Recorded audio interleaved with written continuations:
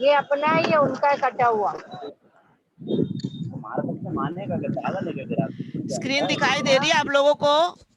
हाँ दिखाई दे रही है। आवाज आ रही है बराबर? हाँ आ रही है। आवाज क्लियर है ना? हाँ आ रही, आवाज भी आ रही, स्क्रीन भी आ रही। ओके, अब मैं सबको म्यूट कर देती हूँ ताकि आप लोग आराम से देख के आप पढ़िए साथ साथ में ही पूरा, ठीक है? ओके। नमः श्री वर्धमानाय निर्धूत कलिलात्मने सालोकानां त्रिलोकानां यद विद्या दर्पणायते यद विद्या दर्पणायते यद विद्या दर्पणायते। मंगलाचरण के पश्चात हम लोग ने 2 अध्याय कंप्लीट कर लिए है ना। पहला वाला कर लिया सम्यक दर्शन का 41 उसमें श्लोक किए, और दूसरा वाला भी हमारा ज्ञान का हो गया, जिसमें हमने 5 श्लोक कल पढ़ लिए थे। सम्यक ज्ञान की चर्चा जिसमें हुई थी, जिसमें आचार्य जी ने बताया था अन्यून मनितरिक्तम याथा तथ्यम बिना च विपरीतात् निसंदेहम वेदा यदा उस्तच ज्ञान मागमिनः। अर्थात ना आपको कम जानना है, अन्यून जानना है, ना अतिरिक्त जानना है। याथा तथ्यम मतलब जैसा का तैसा जानना है, और विपरीतता से बिना भी जानना है ना, यानी सीधा जानना है, सच्चा जानना है, सरल जानना है, उल्टा नहीं जानना है। ठीक है, तो ये सम्यक ज्ञान का परिभाषा उन्होंने बताई थी। अन्योन्मतिरिक्तम याथा तथ्यम बिना च विपरीतम निसंदेहम वेद, संदेह से रहित जानना है, उसमें शंका नहीं करना है। वेद यानी 4 प्रकार के वेद बताए थे, प्रथमानुयोग, कर्णानुयोग, द्रव्यानुयोग और चरणानुयोग। ये 4 प्रकार के उन्होंने बताए थे कि ये 4 भेद हैं इसके। चरणम चारों प्रकार के प्रथमानुयोग, कर्णानुयोग, चरणानुयोग और द्रव्यानुयोग ग्रंथ होते हैं जिन्हें आपको पढ़ना चाहिए क्रम से। पहले प्रथमानुयोग का वाचन करना चाहिए, प्रथमानुयोग के ग्रंथ पढ़ना चाहिए, जिससे हमें बोधि समाधि की प्राप्ति होती है। बोधि मतलब सरत्नत्रय की प्राप्ति होती है उनको ग्रंथों को पढ़ने के बाद, है ना, और समाधि की प्राप्ति होती है उससे, उन ग्रंथों को पढ़ के। उसके बाद कर्णानुयोग के ग्रंथ पढ़ना चाहिए। कर्णानुयोग में हमने कल पढ़ा था जिसमें चारों गतियों का वर्णन है, लोक अलोक का पूरा वर्णन है, पढ़ा था ना अपने, लोक अलोक विभक्त युग परिगतेश चतुर्गति नाम च कर्णानुयोग। तो इसके बारे में पूरा लोक अलोक का जिसमें वर्णन है, जिसमें चारों गतियों का वर्णन है, पुण्य और पाप का वर्णन है, वो सारा इसमें आ जाता है कर्णानुयोग के ग्रंथ में। इसका भी हमें ध्यान करना चाहिए, जिससे हमें पूरे लोक की रचना याद हो जाती है। ध्यान करने के लिए हमारा सम्यक दर्शन अच्छे से उससे लग जाता है। ठीक है, उसके बाद उन्होंने बताया था चरणानुयोग के ग्रंथ पढ़ने चाहिए। चरणानुयोग के ग्रंथ हमें जिससे आचरण मिलने पढ़ने के लिए मिलता है कि हमें कैसे आचरण करना चाहिए, श्रावकों को कैसा आचरण करना चाहिए और मुनियों को कैसा आचरण करना चाहिए। जिसमें चरणानुयोग के ग्रंथ जो हम अभी पढ़ रहे हैं, रत्नाकरण शावकाचार्य चरणानुयोग का एक ग्रंथ है जो हमारे लिए लिखा है, और मुनियों के लिए मूलाचार आदि ग्रंथ होते हैं जो लिखे हुए होते हैं चरणानुयोग के ग्रंथ। ठीक है, और फिर लास्ट वाला उन्होंने बताया था द्रव्यानुयोग का ग्रंथ। तो द्रव्यानुयोग में जिसमें द्रव्य 7 तत्व की चर्चा होती है, पुण्य पाप की चर्चा होती है, 9 पदार्थ की चर्चा होती है, 6 द्रव्य की चर्चा होती है, जिसमें सारा द्रव्य सभी द्रव्यों का, सभी तत्वों का सार उसमें होता है, उसे कहते हैं द्रव्यानुयोग। और द्रव्यानुयोग से भी हमें सम्यक दर्शन की प्राप्ति होती है। तो चारों ग्रंथों को पढ़ने के बाद सम्यक दर्शन की प्राप्ति होती है, इसलिए हमें कंटिन्यूस में चारों ग्रंथ की पढ़ना चाहिए। अगर किसी को हमें 4 घंटे पढ़ना है और आपको चारों ग्रंथ के सेवन करना है, तो 1 घंटा प्रथमानुयोग पढ़ो, 1 घंटा चरणानुयोग पढ़ो, 1 घंटा कर्णानुयोग पढ़ो, 1 घंटा द्रव्यानुयोग पढ़ो। तो आप ऐसे करके भी उसको डिवाइड कर सकते हैं ताकि आपकी स्टडीज, आपका स्वाध्याय बराबर से हो। चारों ग्रंथों के स्वाध्याय आपने करना चाहिए। अब हमारा तीसरा अध्याय चालू हो गया। जब हमें सम्यक दर्शन हो जाता है, आचार्य श्री कहते हैं जैसे सम्यक दर्शन होता है वैसे ज्ञान कैसे हो जाता है, सम्यक ज्ञान होता है। जैसे बोलते हैं ना, आप दीपक जलाते हो तो दीपक को जलाते ही जैसे ही रोशनी होती है वैसे उसमें ऊष्मा भी आ जाती है, गर्माहट भी आ जाती है। ऐसा नहीं कि दीपक जलने के बाद रोशनी के 1 घंटे बाद ऊष्मा आएगी या उष्णता आएगी, उसमें लौ के जलते ही उसमें उष्णता आ जाती है। तो ठीक ऐसे जैसे सम्यक दर्शन होता है वैसे ही सम्यक ज्ञान हो जाता है। ज्ञान क्या हो जाता है, सम्यक ज्ञान हो जाता है। और सम्यक दर्शन और सम्यक ज्ञान के होते ही हमें वो सेंस आ जाता है, वो सेंस डेवलप हो जाता है कि अब हमें चारित्र की ओर बढ़ना चाहिए। क्योंकि जब तक हम चारित्र की ओर अग्रसर नहीं होंगे तब तक हमारे लिए कर्मों की निर्जना नहीं होगी। अगर छायिक सम्यक दर्शन भी कोई प्राप्त कर लेता है, छायिक सम्यक दृष्टि वो जीव है, और अगर उसके के पास चारित्र नहीं है तो वो उतनी कर्मों की निर्जरा नहीं कर पाएगा जितना एक दो प्रतिमाधारी जो प्रतिमाधारी अगर जीव है, मतलब चाहे दीदी हो, चाहे ब्रह्मचारी भैया जो, चाहे कोई भी इंसान हो, अगर उसने दो प्रतिमा, गृहस्थ भी है, वो शादीशुदा भी है, गृहस्थ भी है, और अगर दो प्रतिमाधारी उनने कर लिया तो उनके असंख्यात कर्मों की निर्जरा 24 घंटे होते रहेगी। और हमारे लिए अगर आपने एक बार चारित्र धारण कर लिया तो देवगति की रिजर्वेशन तो 100% श्योर, मतलब, और सम्यक दर्शन से भी हो जाएगा देवगति का। लेकिन हमारे मतलब जैसे 4 प्रकार के देव होते हैं, उसमें तो चारित्र के बाद तो नियम से 16वें स्वर्ग तक के जो ऊपर वाले सौधर्म इंद्र आदि जो देव होते हैं, वैमानिक देव होते हैं, उनकी वो निश्चित हो जाती है सीट। तो हमें धारण करना चाहिए चारित्र, और चारित्र को धारण करने के लिए सबसे पहले आचार्षी लोग तो एक्चुअली उपदेश देते हैं कि सकल चारित्र धारण करना चाहिए।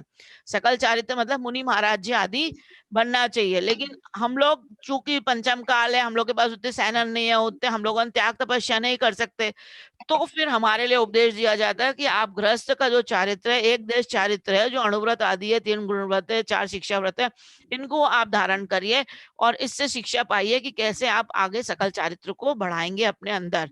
तो आज हमें तृतीय अध्याय करना है। इसमें तृतीय अधिकार जो है वो चारित्र कैसे धारण करना चाहिए, कौन सा चारित्र धारण करना चाहिए, चारित्र के कितने भेद हैं, ये सारा इसमें आचार्य समंत्र स्वामी जी ने इसमें बताया।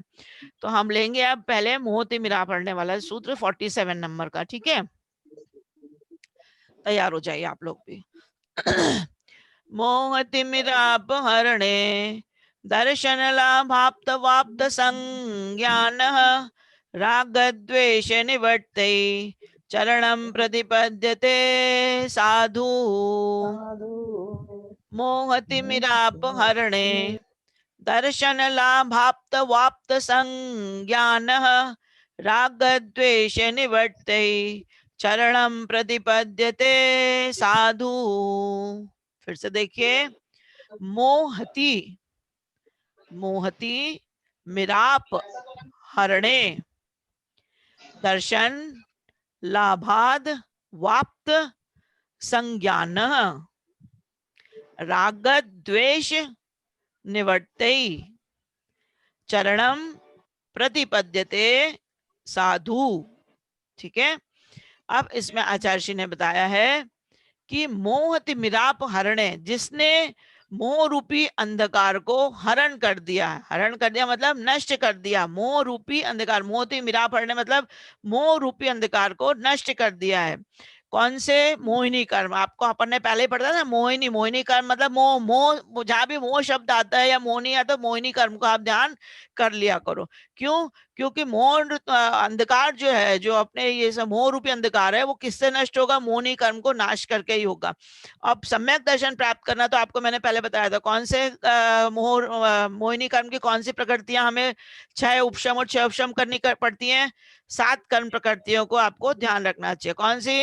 अनंतानुबंधी क्रोध मान माया लोभ 4, और 3 दर्शन मोहिनी के। कौन सी? मिथ्यात, सम्यक मिथ्यात और सम्यक प्रकृति। ठीक है। तो इन 7 कर्म प्रकृतियों का 6 उपशम और 6 उपशम से सम्यक दर्शन होता है ना। हमने पढ़ चुके, मैंने आपको बताया था पहले क्लास में। अगर उपशम करोगे तो उपशम सम्यक दर्शन की प्राप्ति होगी, 6 करोगे तो छायिक सम्यक दर्शन की प्राप्ति होती है, और 6 उपशम रहेगा, 6 कर्म प्रकृतियों का सद्वस्तर उपशम और उदय भावी 6, और 1 सम्यक प्रकृति का उदय रहेगा, तो 6 उपशमिक सम्यक दर्शन होगा। ठीक है। तो ये हमें सम्यक दर्शन प्राप्त हो गया। तो वही वो कह रहे हैं कि मोहति मिराप हरणे, मोह रूपी कर्म को उन्होंने हरण कर दिया, नाश कर दिया या क्षय कर दिया। और दर्शन लाभाप्त, दर्शन मतलब सम्यक दर्शन को प्राप्त कर लिया। दर्शन लाभाप्त मतलब सम्यक दर्शन को प्राप्त कर लिया। आप्त संज्ञान, अब इसके बाद क्या प्राप्त कर लिया उनने? आप्त संज्ञान। वाप्त मतलब प्राप्त कर लिया, संज्ञान मतलब अब ज्ञान को भी प्राप्त कर लिया, क्योंकि हम 2 अधिकार पढ़ चुके ना। तो सम्यक दर्शन प्राप्त कर लिया पहले अधिकार में, द्वितीय अधिकार में क्या प्राप्त कर लिया? सम्यक ज्ञान प्राप्त कर लिया। अब क्या करना है? जब मोह रूपी अंधकार नष्ट हो गया तो राग द्वेष निवर्ते, राग द्वेष का निवर्ते मतलब राग द्वेष को भी नाश कर दिया, राग द्वेष को भी रोक दिया, उसकी भी निवृत्ति हो गई, उसको भी निकाल दिया। अब क्या करना है? चरणम प्रतिपद्यते साधु। अब कहाँ चलना है हमें? चरणम मतलब चारित्र की ओर, किसे प्राप्त करना है? अब चारित्र को। प्रतिपद्यते साधु, साधु यहाँ पर साधु परमेष्टि के लिए नहीं लिया, ये साधु मतलब सज्जन पुरुषों के लिए लिया। साधु यानी किसके लिए लिया? सज्जन पुरुषों के लिए साधु यहाँ पर वर्ड लिया है। ठीक है, तो जिसने मोहतिमिराप मोह रूपी अंधकार को नष्ट करके सम्यक दर्शन को प्राप्त कर लिया, सम्यक ज्ञान को प्राप्त कर लिया, अब उस बंदे को राग द्वेष को निवृत्ति मतलब राग द्वेष को छोड़कर, राग द्वेष को कम कर कर चारित्र की ओर अग्रसर होना चाहिए और सम्यक चारित्र को धारण करना चाहिए। ठीक है, तो इसमें देखिए आप क्या दिया है भावार्थ में, जब मोह यानी मिथ्यात्व अंधकार दूर हटकर सम्यक दर्शन प्रकट हो जाता है, तब सम्यक ज्ञान उदित होकर मिथ्यामल को धो डालता है। पुनः भव्यजन राग द्वेष को दूर करने के लिए सम्यक चारित्र को ग्रहण करते हैं। अब राग द्वेष को दूर करने के लिए क्या करेंगे? सम्यक चारित्र को धारण करेंगे, क्योंकि चारित्र के बिना कोई एक पग भी मोक्ष मार्ग में नहीं धर सकते। हम मोक्ष मार्ग के ओर अग्रसर ही नहीं हो सकते, क्योंकि पहले हमने पढ़ा है तत्वार्थ सूत्र का पहला सूत्र क्या था? सम्यक दर्शन ज्ञान चारित्राणि मोक्ष मार्ग। तो अगर हमने दो प्राप्त कर लिए तो बिना तीसरे के आपका मोक्ष मार्ग बनता ही नहीं। जब तक आप तीनों नहीं कर लोगे, तीनों की एकता ही मोक्ष मार्ग है। ना सम्यक दर्शन अकेले मोक्ष मार्ग है, ना सम्यक ज्ञान मोक्ष मार्ग है, ना सम्यक चारित्र मोक्ष मार्ग है। जब तक तीनों नहीं होंगे, अगर दो हो गया एक नहीं हुआ तो सम्यक चारित्र नहीं होगा, तो मोक्ष मार्ग नहीं बनेगा। इसलिए अब सम्यक चारित्र पर चलना ही जरूरी है। और सबसे पहले हमने सम्यक दर्शन प्राप्त करने के लिए क्या कर लिया था? अनंतानुबंधी क्रोधमान माया लोभ और दर्शन मोहिनी की तीन प्रकृतियों को 6 कर दोगे तो छाइक सम्यक दर्शन, दबा दिया तो उपशम सम्यक दर्शन, और उपशम सम्यक दर्शन में उदय भावी 6 और सद्वस्था रूप उपशम करोगे और एक प्रकृति का उदय रहेगा तो उपशमिक सम्यक दर्शन। ठीक है, तो सम्यक दर्शन के प्राप्त होते ही सम्यक ज्ञान प्राप्त हो गया, और सम्यक ज्ञान के प्राप्त होते ही फिर राग द्वेष को निवारण करने के लिए, राग द्वेष की निवृत्ति के लिए आगे बढ़ना है तो चारित्र को धारण करना पड़ेगा। ठीक है, अब हम चलते हैं दूसरे श्लोक की ओर।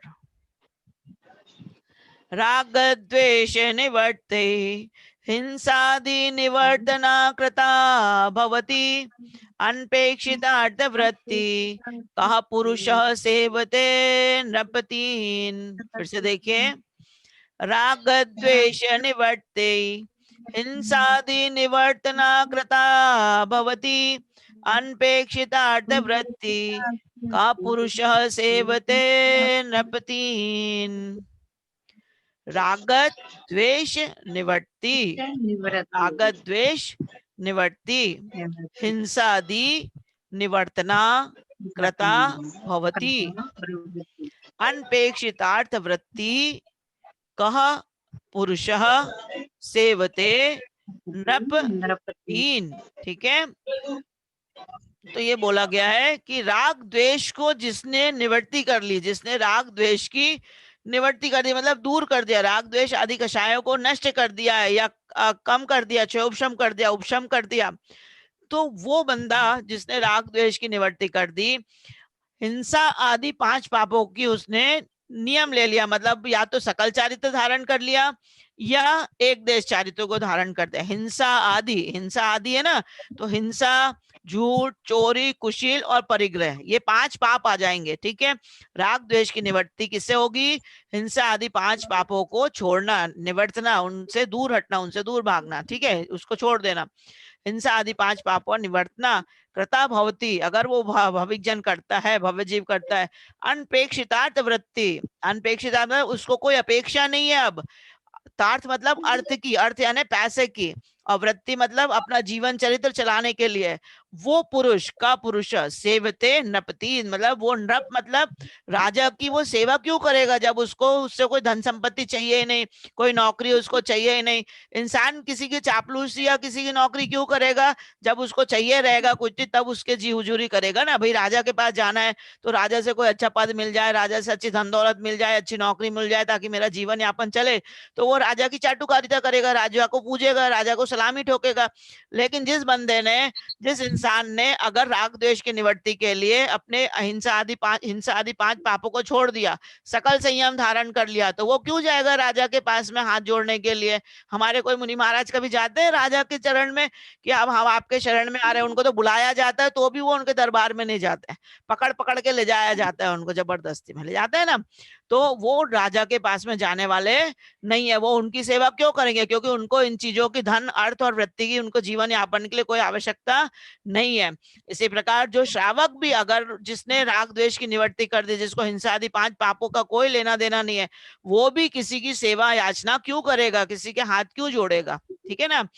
तो ये राग द्वेष आदि कषाय जब कुछ शयोपशम आदि रूप होती हैं मतलब कम हो जाती हैं, तभी हिंसा आदि 5 पाप के दूर होने से चरित्र होता है। तभी हम चारित्र धारण कर सकते हैं जब हमारा राग द्वेष कम होता है। क्योंकि धन आदि की अपेक्षा के बिना क्या कोई पुरुष राजा की सेवा करता है? अर्थात नहीं करता। तो हमें जिसकी जिससे आशा होती है वही उसके पास जाता है। जैसे कोई दुकान पे आया, किसी की दुकान है, किसी को नौकरी चाहिए होगी, तभी वो उसकी दुकान पे 10 बार जाएगा, भाई मेरे को नौकरी दे देना, अगर तुम्हारे कोई स्पेस खाली हो तो मुझे बता देना, कहीं वैकेंसी हो तो मुझे बता देना, कहीं ऑफिस में कहीं जॉब हो तो 10 बार वहां जाएगा, 10 बार वहां लेटर देगा, जहाँ पूछेगा भाई आपके यहाँ कोई जगह खाली है क्या, मुझे मिल जाएगा। तो जब जिसकी जिसको जरूरत ही नहीं है, राग द्वेष ही उनने छोड़ दिया, हिंसा आदि 5 पापों को ही छोड़ दिया, तो अब वो क्यों किसी राजा के पास में जाके उसकी सेवा करेगा या उनकी जीवजुरी करेगा? ठीक है। तो राग द्वेष की निवृत्ति, ये सब हमने मोहिनी कर्म में पढ़ा है आपने। उसमें मोहिनी कर्म के इसमें पहले तो ये अनंतानुबंधी क्रोधमान माया वो प्रत्याख्यान संजलन, उसके बाद 9 कषाय में आप पढ़ा है हमने। क्या क्या पढ़ा था 9 कषाय में? कौन सी 9 कषाय पढ़ी थी हमने? हास्य, रति, अरति, शोक, भय, जुगुप्सा, स्त्रीवेद, पुरुषवेद, नपुंसक वेद, है ना। तो रति अरति में रति मतलब राग होना और अरति मतलब द्वेष होना। तो राग द्वेष किसकी प्रकृति है? ऐसा मोहिनी कर्म का परिवार है पूरा। तो जो मोहिनी कर्म को क्षय करेगा, उपशम करेगा, नाश कर देगा, दबा देगा, वही आगे चारित्र की ओर धारण बढ़ेगा। ठीक है। अब नेक्स्ट ले लेंगे हम। नत चौरेभ्यो मैथुन सेवा परिग्रहाभ्याम च पाप प्रणाली काभ्यो विरति संज्ञस्य चारित्रम। फिर से देखिए, हिंसा नत चौरेभ्यो मैथुन सेवा परिग्रहाभ्याम च पाप प्रणाली काभ्यो विरति संज्ञस्य चारित्रम। अब इसमें चारित्र के बारे में बताया है, सम्यक चारित्र का लक्षण। धर्म के 3 भेद बताए थे ना, हमने पढ़ा था पहले भी। कौन से 5? पहले तो 5 पाप। एक बार मैं पहले म्यूट कर देती, डिस्टर्बेंस हो रहा थोड़ा। हिंसा 5 पापों के नाम हमने पढ़ चुके थे पहले, आपने तत्वार्थ सूत्र में हमने पढ़ा था ना, हिंसा, झूठ, चोरी, कुशील और परिग्रह। तो हिंसा मतलब किसी की जीव की हिंसा करना। 4 प्रकार की हिंसा हमने पढ़ ली थी। कौन सी पढ़ी थी? विरोधी हिंसा, आरंभी हिंसा और उद्योगी हिंसा और संकल्पी हिंसा, है ना। 4 प्रकार की हिंसा। तो हिंसा नहीं करना उसे हिंसा पाप कहते हैं। जो हिंसा करते हैं, जीवों की हिंसा करते हैं, दैट इज हिंसा पाप। अनर्थ मतलब झूठ नहीं बोलना, है ना। अनर्थ मतलब झूठ बोलना, और वैसे उसका अपोजिट क्या है? झूठ नहीं बोलना, है ना। 5 पाप में झूठ नहीं बोलना है, और झूठ पाप 5 में आता है। चौरेभ्यो मतलब चोरी करना, है ना। और अचौर्य उसमें उसका पाप अगर छोड़ दोगे इसको चोरी करना तो अचौर्य व्रत आ जाएगा। तो चोरी करना। और मैथुन सेवा मतलब कुशील व्रत। और परिग्रहाभ्याम च मतलब परिग्रह परमाण व्रत। जो ज्यादा परिग्रह रखते हैं वो ये भी पाप है। तो ये 5 पाप के नाम इसमें बता दिए। तो हिंसा, झूठ, चोरी, कुशील और परिग्रहाभ्याम च। जो इसको छोड़ते हैं वो क्या है, वो क्यों छोड़ना चाहिए? पाप प्रणाली काभ्यो मतलब वो पाप की नालियां है। प्रणाली मतलब नाली, तो नाली के समान है जिसमें से 5 पाप बहते रहते हैं। इस तरीके से ये 5 पाप की नाली है ना। विरति संज्ञस्य चारित्रम, जो विरति है, जो इसको व्रत को धारण कर लेता है, वो संज्ञस्य चारित्रम, वो चारित्र की ओर बढ़ जाता है, वो चारित्र की ओर आगे कदम बढ़ाता है। कौन चारित्र को धारण करता है? जो इन 5 पापों को छोड़ देता है, जो इन 5 पापों से दूर हट जाएगा, वही चारित्र की ओर अग्रसर हो जाएगा। तो हिंसा, झूठ, चोरी, मैथुन और परिग्रह, ये 5 पाप है। ये पहली लाइन में पूरे 5 पाप के नाम दिए। हिंसा अनतस्तेय, पर हमने उसमें ही पढ़ा था तत्वार्थ सूत्र में, हिंसा अनतस्तेय परिग्रह विरतिवतम पढ़ा था ना। तो हिंसा अनतस्तेय, तो हिंसा, नृत्य, चोरी, मैथुन, सेवा, परिग्रहाभ्याम, तो ये पूरा परिग्रह 5 पाप है ये। और ये नाली के समान है। नाली के समान मतलब प्रणाली का अवयव, मतलब नाली के समान है जो पाप, जिसमें से 5 पाप बहते रहते हैं, आने के कारण है। इन पापों से विरति का नाम ही चारित्र है। इन पापों से विरति का नाम क्या है? चारित्र। तीर्थंकर आदि महापुरुषों ने इस चारित्र को धारण कर ही मोक्ष पद को प्राप्त किया है। अगर मोक्ष पद को प्राप्त करना है तो सबसे पहले हमें 5 पापों को त्यागना ही पड़ेगा। ठीक है, बिना 5 पापों को त्यागे आप तीर्थंकर पद क्या मोक्ष पद की ओर अग्रसर नहीं हो सकते। अगर मोक्ष पद की ओर अग्रसर होना है तो सबसे पहले 5 पापों को छोड़ना पड़ेगा। तो हम लोग के लिए 5 पाप को छोड़ना है यानी अणुव्रत धारण करना। और जो सकल व्रत धारण करते हैं वो 5 महाव्रत को ग्रहण करते हैं। हमारे व्रत कैसे हैं? छोटे। श्रावकों के व्रत में क्या लग जाता है? अणु, क्योंकि हम छोटे व्रत लेते हैं, हम स्थूल रूप से उसका त्याग करते हैं, सूक्ष्म रूप से त्याग नहीं करते। और जो मुनि महाराज जी होते हैं वो बड़े रूप से त्याग करते, पूरे रूप से त्याग कर देते, सकल से त्याग कर देते, इसलिए उनका सकल होता है, उनका महाव्रत कहलाता है। हमारा महाव्रत नहीं कहलाता, हमारा अणुव्रत कहलाता है। ठीक है, एक और ले लेते हैं, है ना। सकलम विकलम चरणम तत सकलम सर्वसंग विरतानाम अंगाराणाम विकलम सागाराणाम ससंगानाम। सकलम विकलम चरणम तत सकलम सर्वसंग विरतानाम अनगाराणाम विकलम सागाराणाम ससंगानाम। अब इसमें देखिए, सकलम विकलम चरणम तत सकलम सर्व संग विरतानाम अनगाराणाम विकलम सागाराणाम ससंगानाम। ठीक है, अब उन्होंने बताया चारित्र बोल रहे हैं, चारित्र धारण करना है। तो कौन से 2 प्रकार के चारित्र होते हैं? तो आचार्य श्री बताते हैं इसमें, आचार्य समंत स्वामी, की सकल चारित्र और विकल चारित्र। सकल चारित्र यानी जो हमारे मुनि महाराज जी का होता है, छठे गुणस्थानवर्ती मुनि महाराज जी हो जाते हैं, वो कौन कहलाते हैं? सकल चारित्र के धारण, है ना, सकल चारित्र के धारी होते हैं वो। और विकल चारित्र किसे कहते हैं? जो पंचम गुणस्थानवर्ती, जो 2 प्रतिमा से लेके 11 प्रतिमा आदि धारण करते हैं, व्रत धारण करते हैं, प्रतिमा धारण करते हैं, उसे कहते हैं विकल चारित्र। ठीक है, क्योंकि वो एक देश पापों को धारण करते हैं, उसमें अणुव्रत लग जाता है। तो जो सकल चारित्र और विकल चारित्र, ये चारित्र के कितने भेद हैं? चरण मतलब चारित्र, चारित्र के 2 भेद, विकलम और सकलम। सकलम मतलब सकल चारित्र, विकल मतलब एक देश चारित्र। तत् सकलम सर्व संग विरतानाम, तत् सकलम मतलब सकल संयम कैसा है? सकल संयम में सर्व संग, संग यानी परिग्रह, परिग्रह के हमने कितने भेद पढ़े थे? 24 भेद, है ना, 24 भेद पढ़े थे ना। 10 अंतरंग परिग्रह, 10 बहिरंग परिग्रह और 14 अंतरंग परिग्रह, है ना।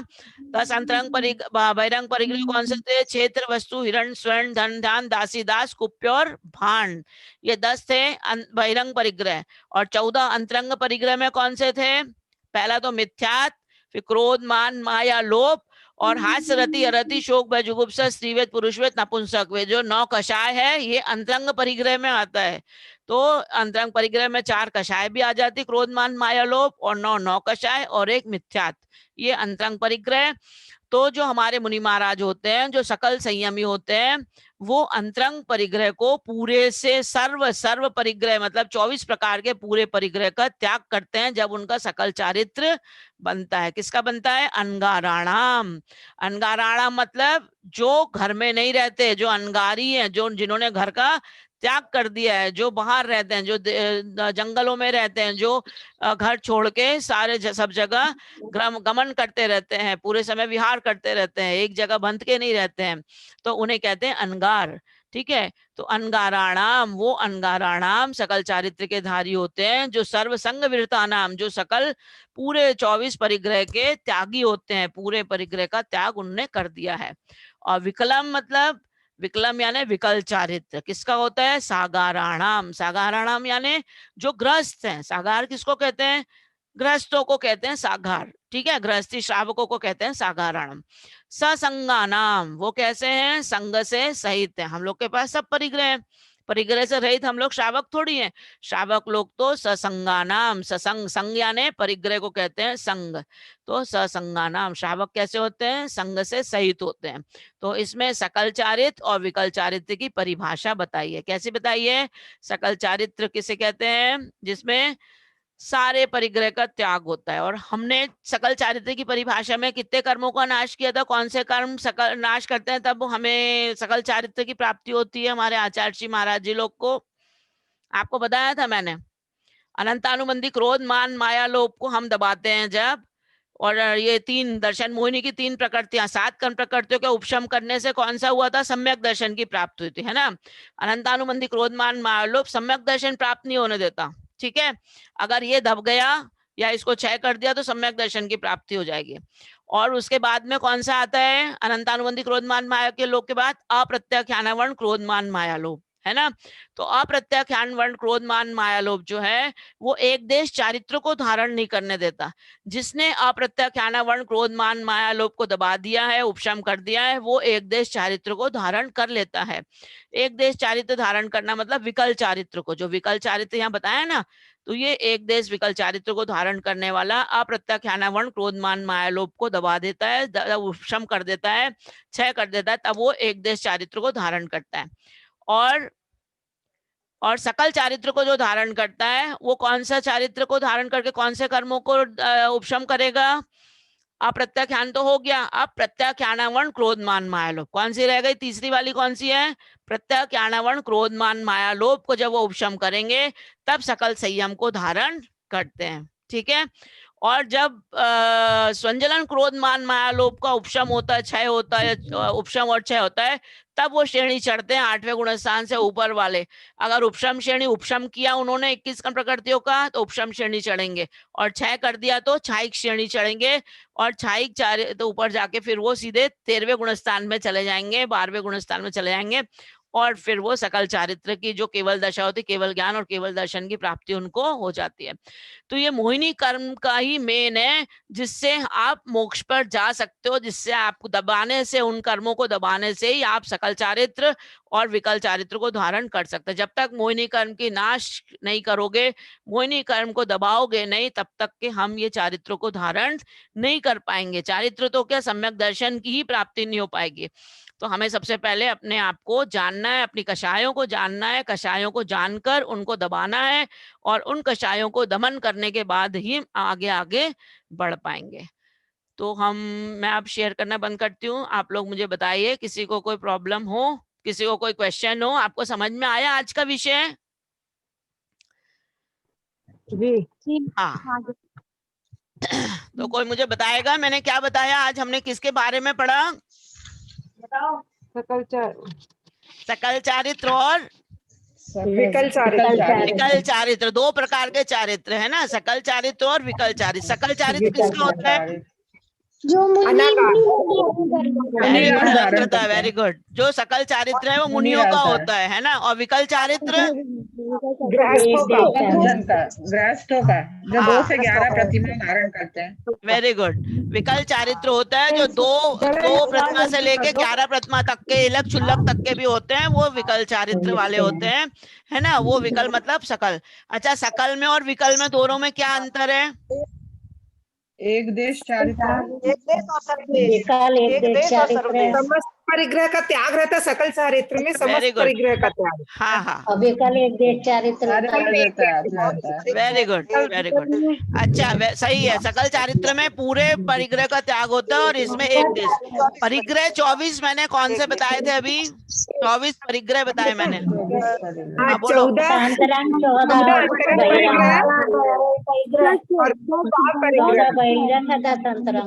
10 अंतरंग परिग्रह और 14 बहिरंग परिग्रह। सॉरी, 10 बहिरंग परिग्रह और 14 अंतरंग परिग्रह, है ना।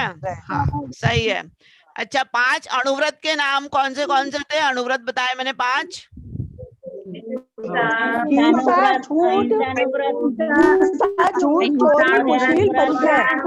तो 5 पाप के नाम है।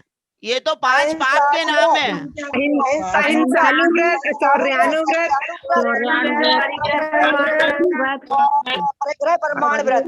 हाँ सही है, सब में अणुव्रत आपको लगाना है।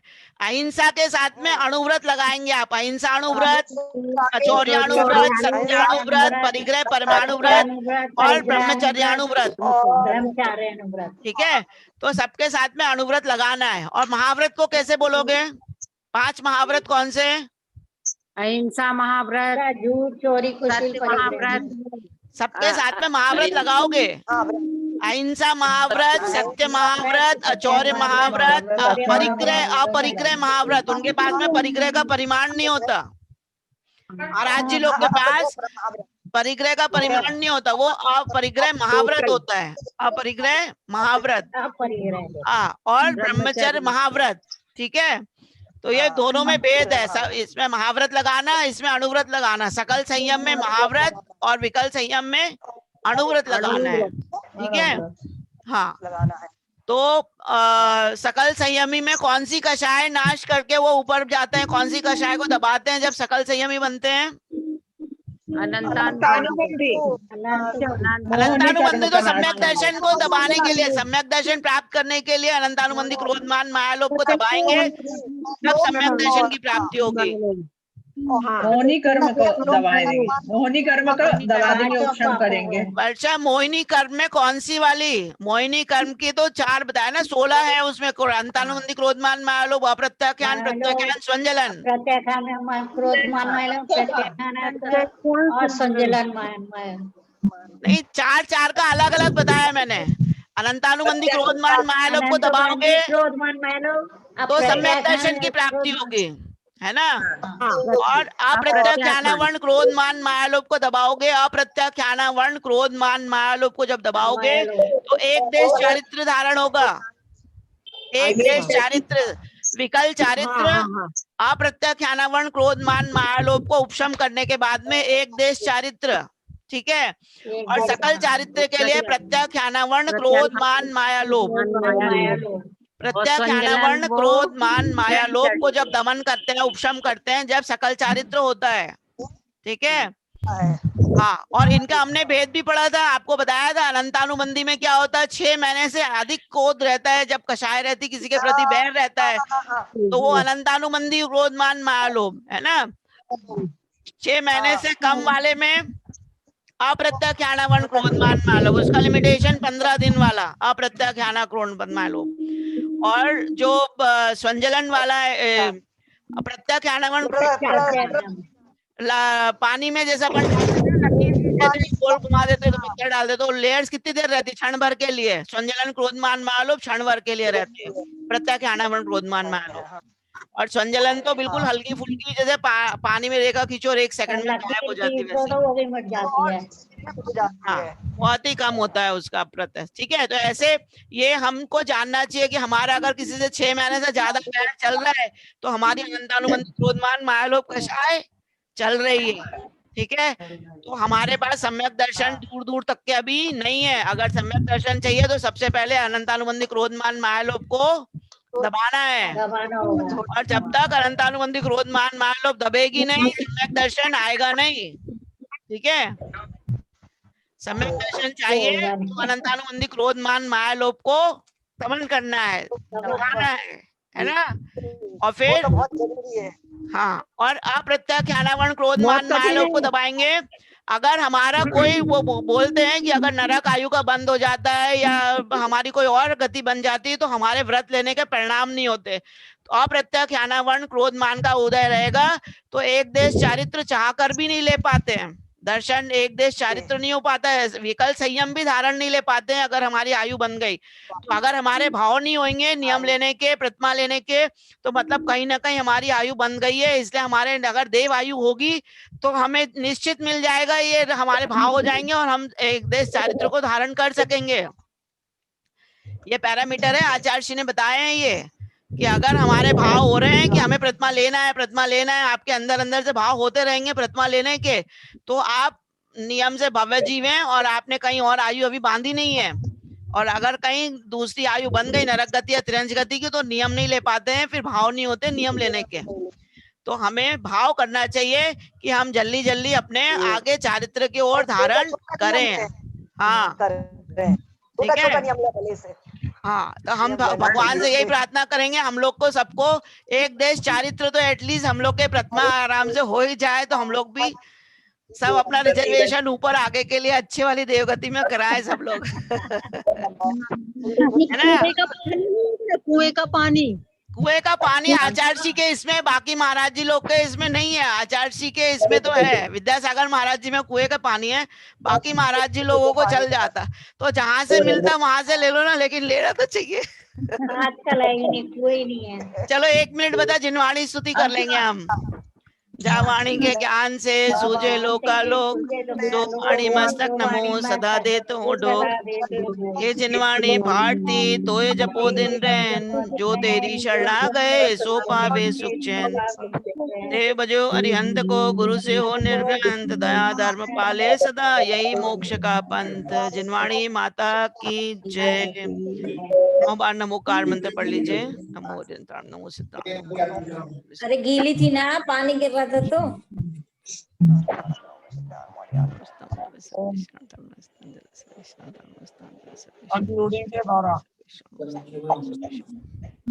जय जिनेन्द्र सभी को, जय जिनेन्द्र। समझ में आ रहा है सबको? किसी को कोई प्रॉब्लम तो नहीं है? नहीं, बहुत अच्छा लग रहा है। के प्रकार के नाम बताना।